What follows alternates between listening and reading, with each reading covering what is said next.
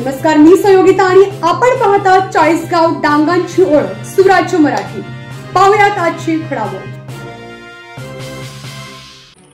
आदिवासी विकास आयुक्त नैना गुंडे यांची एकलव्य मॉडेल निवासी शाळेस भेट।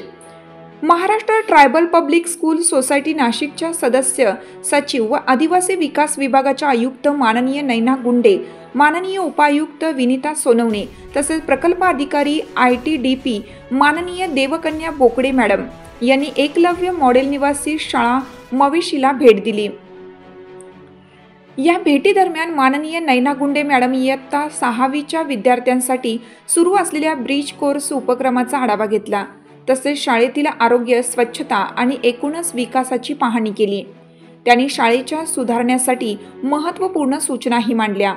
डॉक्टर देविदास राजगिरे यांनी शाळेच्या सर्व उपक्रमांची व प्रगतीची सविस्तर माहिती मान्यवरांना दिली। यावेळी शाळेचे प्राचार्य डॉक्टर DG राजगिरे व संपूर्ण शिक्षक वर्गाचे मान्यवरांचे हार्दिक स्वागत केलं। माननीय आयुक्त मॅडम यांनी मवेशी शाळेतील विद्यार्थ्यांचे शैक्षणिक प्रगतीबाबत तसेच शाळेत सुरू असलेल्या उपक्रमाबाबत समाधान व्यक्त केले। तसेच मागील 5 वर्षापासून वर्ग 10वी आणि 12वीच्या विद्यार्थ्यांच्या 100% निकालाचा विशेष करून कौतुक केलं।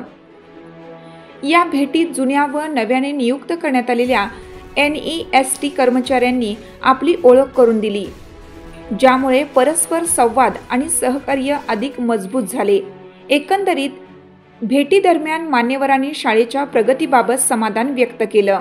मवेशी इथे प्रकल्प कार्यालय राजूर यांनी ऑर्गनाईज केलेले एक तर शाळेचे क्रीडा स्पर्धा आणि दुसरं म्हणजे शैक्षणिक साहित्य निर्मितीचं प्रदर्शन। मला आनंद वाटला की शिक्षकांनी खूप चांगल्या तऱ्हेने ह्याच्यामध्ये सहभाग घेतलेला आहे।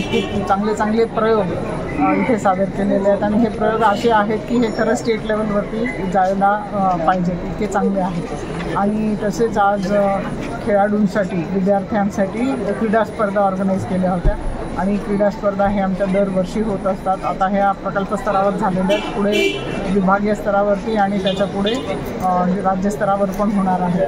आणि आजचं जे काही आयोजन होतं ते उत्कृष्ट आयोजन होतं आणि त्यासाठी मी प्रकल्प अधिकारी श्रीमती बोकडे यांचं खूप अभिनंदन करतो। प्रतिनिधी विलास तुपे, राजूर।